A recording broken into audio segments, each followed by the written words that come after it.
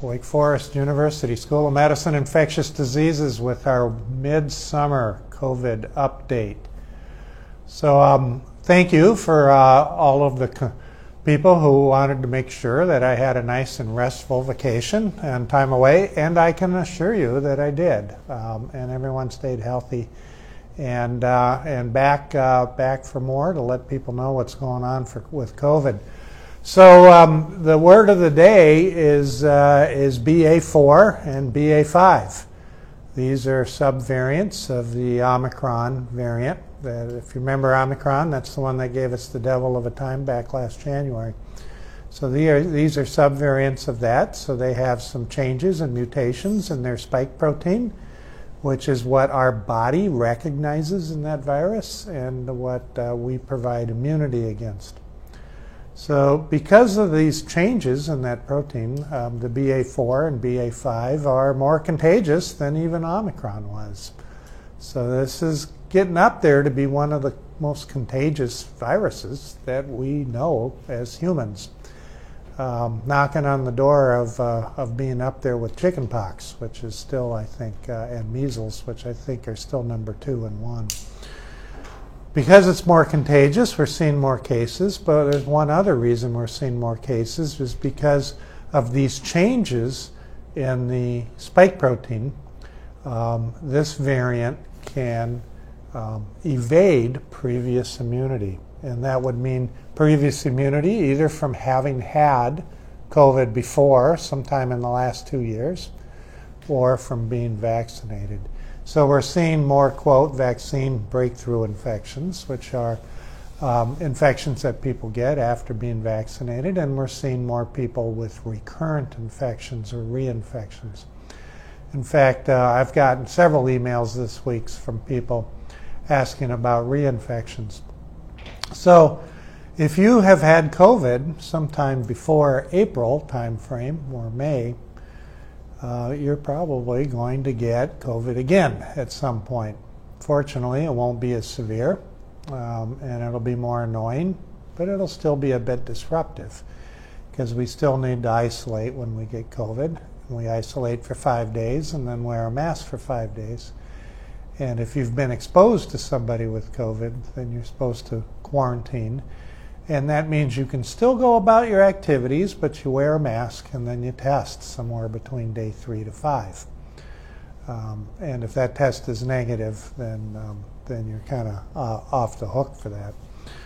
But BA4 and 5 are going to increase the number of infections, and we're already starting to see that to some extent. Slowly, I think our infection numbers are taking up, including in wastewater that we monitor here in North Carolina to see what our community level infection are, but also in our numbers of cases and in our hospitalizations. Let's talk a little bit about hospitalizations. We have the most people in our health system right now with COVID compared to probably about last February, actually, and as we were coming out of the Omicron surge. Fortunately, most of these patients aren't as serious as they were, say, a year or two ago. The numbers of deaths are still pretty low, and we don't have quite as many in the ICU. But we are seeing more people in the hospital with COVID. And I would expect these trends to continue, expect these trends to continue as we get into August. And I think we're going to see another wavelet of COVID as we get into August and into early September.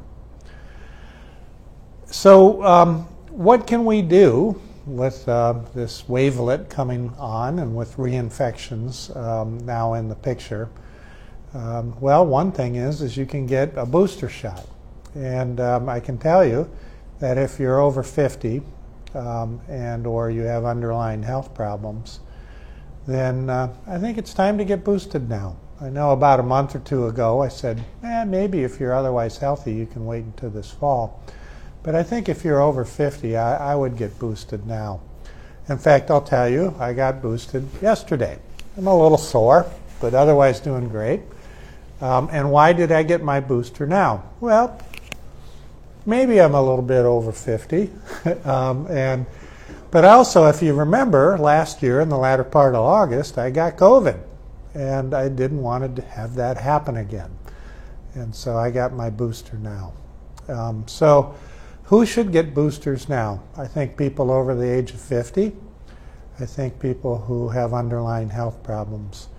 I think people who are going to be traveling, particularly if you're traveling internationally, you're spending a lot of times in airports. I don't know about you, but I think the airports that I've been in lately have been exceptionally crowded.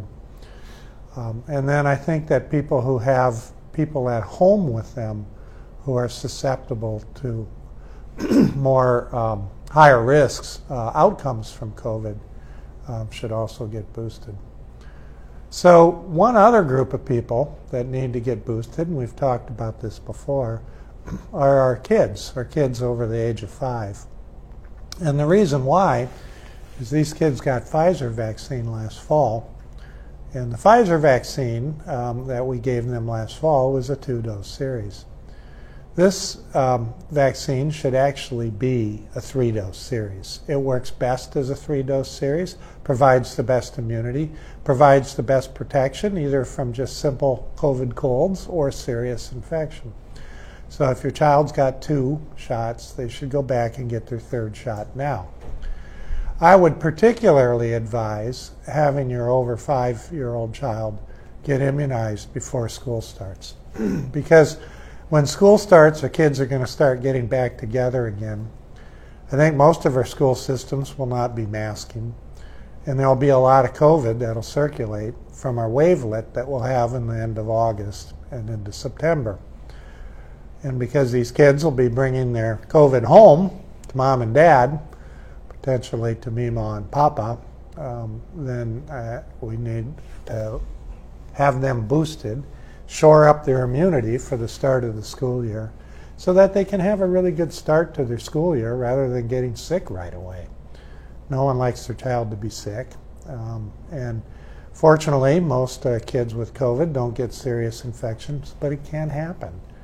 And this is the way to protect them, is to get them their 3rd shot. Now, for those under 5, we can get the 2-shot series of Moderna or the 3-shot series of Pfizer now. That way you'll get them ready for the fall daycare season. And so I would advise that as well. Excuse me. We have a new vaccine on the block now, Novavax, which is from Novartis. This vaccine's different.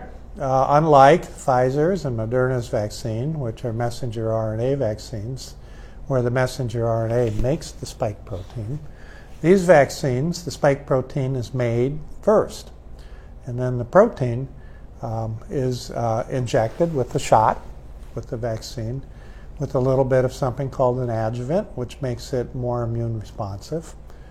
And this is a 2-shot series right now. Probably eventually it will be 3, but right now it's 2. And it works well. The data that we have prior to the Omicron era is that it works just as well as the messenger RNA vaccines. We're acquiring the Omicron data now. So I think it's probably just as good as a messenger RNA vaccine. And it's safe. There's a little bit of soreness at the vaccine site, not quite as much fever as with the messenger RNA vaccines. So this is an alternative. So for people who've been holding out, saying, I don't know, I'm just not comfortable with the messenger RNA vaccine, this is your vaccine, Novartis' vaccine. And it's becoming available now in health departments and in primary care practices. So call ahead if that's the vaccine you want, and have them get that one for you. And so it's best to have many, many tools in your toolbox when you're working to build or fight something. And so we welcome this new tool in our toolbox. So let's talk a little bit about treatment. Paxlovid is out there. President Biden got Paxlovid when he got his post-vaccine COVID infection. By the way, you'll notice that President Biden had a pretty mild infection. In fact, he kept working and reading and doing what he needed to do. but he did it in isolation and keeping himself from other people. And he got Paxlovid as well, which is treatment. And Paxlovid's a drug that keeps people, when treated as an outpatient, from getting more severe COVID that would put them in the hospital or potentially cause death. And it works very well for that. For younger, healthier people who really don't have high risk of severe outcomes of COVID, the impact of Paxlovid is probably a little bit less. The more you need it, the better it works, I guess is one way to think about it. And I know we had talked about before with my colleagues at WXII, but I wanted to mention that we are seeing some interesting resurgence of COVID after Paxlovid is stopped. So what is this? It's you get COVID, you take Paxlovid, you feel a lot better. By day 5, you're done with your COVID, and then you stop your Paxlovid on day 5 like you're supposed to, and then roughly somewhere between 3 to 7 days later, your symptoms come back. Hey, what's this? I got my sore throat and my stuffy nose again, and then you test yourself and boom, it's positive. The good news about these resurgences that can occur after Paxlovid is that they're usually very mild. They run their course very quickly. Very unusual. Only about one in about 100 people will require hospitalization from a resurgence. But the bad news is that you have to start your isolation period again. So you have to spend some more time watching streaming television at home. We still are trying to figure out exactly why these occur, but it seems like it happens with other treatments as well, like molnupiravir, which is one we don't use as much. And it also looks like it happens with people who don't get treated, that some people will have their COVID, symptoms will go away, and then boom, it kind of comes back 7 days later. Something that kind of we never saw before, but now that we're paying more attention, we see it now. The thing about Paxlovid is that you can get it from pharmacies, you can get it from your doctor, it's widely available. But if you get COVID, you want to get treated early. Within 48 hours is when it works best. Within 5 days, it still works, but after 48 hours, how well it works starts to go down. Which means as soon as that test is positive, start making your phone calls and find your Paxlovid and get your treatment. The earlier you get it, the better it works. And that's true with every viral treatment medicine we have, including Tamiflu for flu. Get it within 48 hours. So that's a little bit about COVID and where we are with it. I still get my crystal ball out. I see a kind of a nasty late fall and winter for us because I think BA4 and 5 will still be around. In fact, they will be around. I'm hoping and knocking on wood and throwing salt over my shoulder and all those other things that we don't have a new variant by wintertime. Because if we do have a new variant by wintertime, it could really throw us for a loop. So the better scenario is that it's still BA4 and 5. If that's the case, those people who haven't gotten BA4 or 5 yet, and those people who haven't got a booster vaccine will likely get it in late fall and early winter. And for those people previously immunized and previously infected, hopefully it'll be minor. But those people who are more vulnerable, those are at the extremes of age, and those people who are immunocompromised, it's going to be a lot more dangerous for them. And that's just like it is with influenza every year. Because when our flu season comes around, December and January, we see more people hospitalized and dying of flu. And that's been happening that way for hundreds of years. So I think it's going to be the same way with COVID this winter. What can you do to help you get through the late fall and winter? There's I think, some good news on the horizon. Whether it's going to be in mid-September or mid-October, depends who you talk to, but we're going to have what we call a bivalent vaccine. This will be a new vaccine. Both Moderna and Pfizer are going to have one, it looks like. They're already in production. In other words, they're making them, getting them ready for this fall. Both will be messenger RNA vaccines. And what they are is the traditional standard COVID vaccine, and then also BA4 and 5 added to it.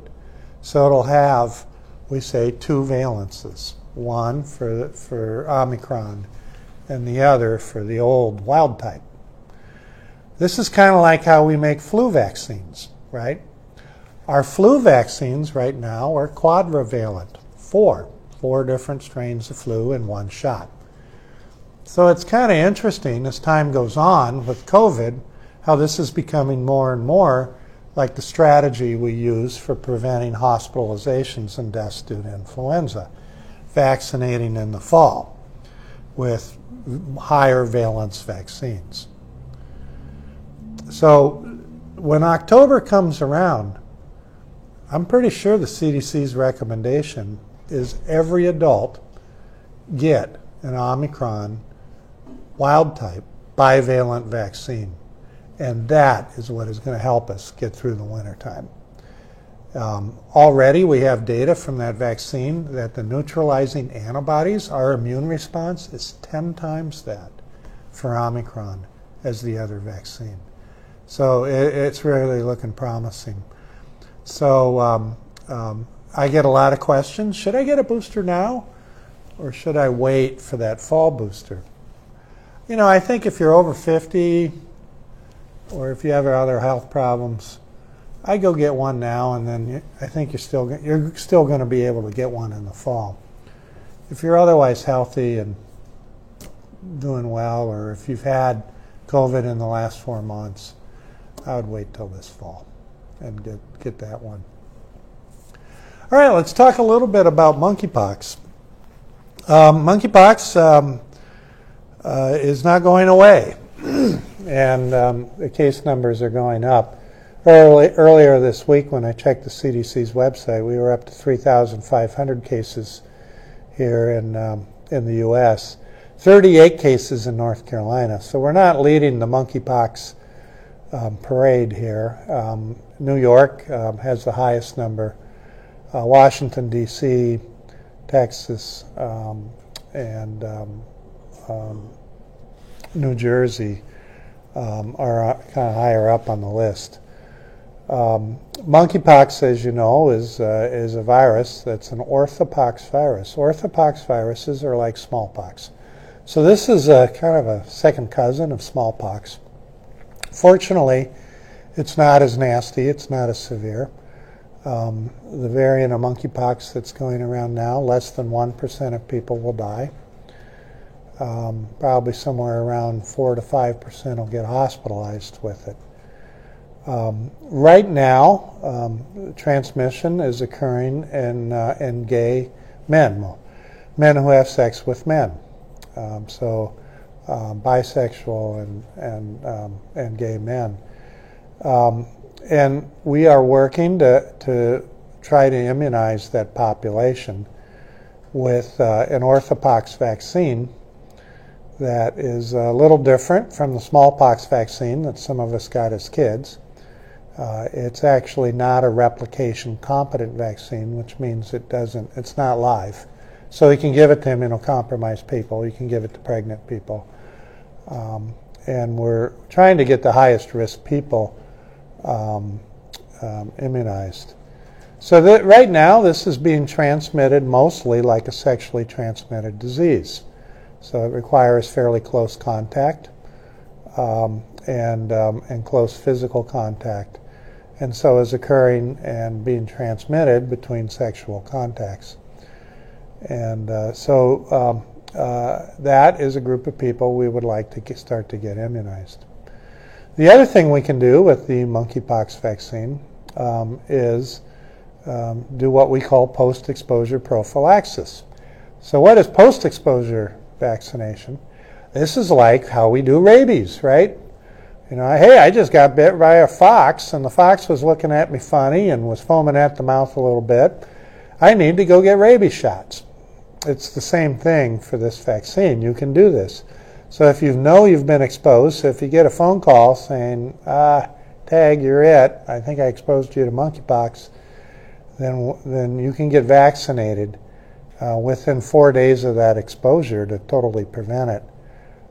Within a week or so of exposure to reduce the severity of symptoms. So we have 2 ways of using the vaccine, and so our health departments are busy tracking down these cases. We've had a very, very small number of cases here in the Triad. We'll be seeing more. What the concern is with monkeypox is that this could potentially enter into the world of being another sexually transmitted disease, like gonorrhea, chlamydia, and syphilis, and then be transmitted equally between men and women. It is not the case right now. By far and large, like 99% of the people who've had monkeypox in the United States have been men. But that could happen. So we would like to get this nipped in the bud now. There are some reasons for optimism. One is that this is not as contagious as, say, like COVID, and you have to have pretty close physical contact. It can occur through the air somewhat if you're having prolonged contact with somebody within 6 feet, so like over 3 to 6 hours. They can go through the air, but usually it's close contact. And most people, when they are symptomatic, are infectious. So I can say it backwards. Most people who are infectious are symptomatic, and these lesions of it, these pox lesions on your skin, hurt. So you should know when you have one, and if you do, then isolate and give your doctor or health department a call. So a little bit update on monkeypox, and we'll try to keep you updated on that from time to time. One other thing that happened, kind of was on the down low in the news in this last 2 weeks, is that we had a case of polio in New York City. And we have not had a case of polio in the United States for over a decade. It's a little bit yet unclear where this came from. The person had been traveling to the UK and across the US, and they were unvaccinated for polio. So there are a few people who still have not received polio vaccine. But here in the in North Carolina, we're pretty good about getting childhood vaccines in. About 97% of our state's kids have been vaccinated for measles and polio and tetanus and whooping cough, but 3% haven't. So this is one of the people who haven't. And the strain of vaccine they got, or the strain of polio that they got, was actually acquired from an oral vaccine. And so here in the United States, we don't use oral vaccine. We only use the shot. But oral vaccine's used in a lot of other places in the world still because it's cheap and easy to give. So for Africa or India or other places where you're trying to immunize large numbers of people, oral vaccine is better. It makes more sense. Oral vaccine is actually an attenuated, beat-up polio virus to make it so that it doesn't cause disease, but it's still alive. But if you haven't gotten vaccinated before, and under certain unusual circumstances, the vaccine strains can cause polio. In Africa, we tolerate a very small number of these cases because they're usually mild, and because the oral vaccine is just such a better one to use in these settings. Here in the United States, a long time ago, we transferred to the shot because we have better access to medical care. It's easier to give people a shot. And the shot is deader than a doornail. It can't cause polio at all.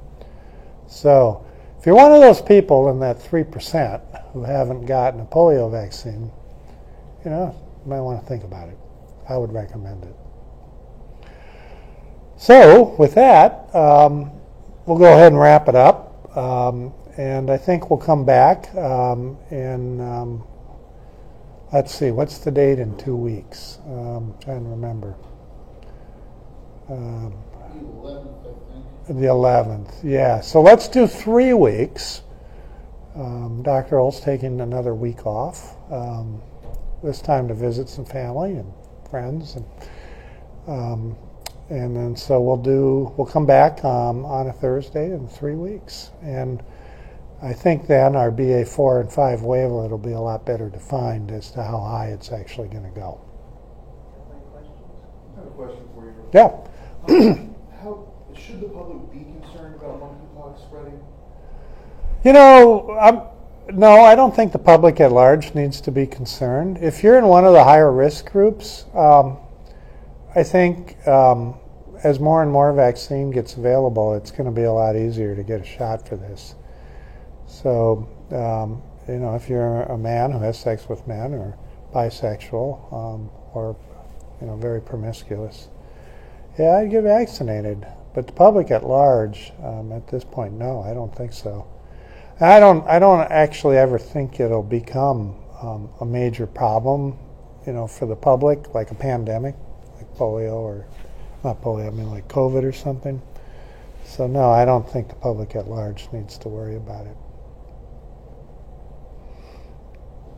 Any other questions? All right, see you in 3 weeks.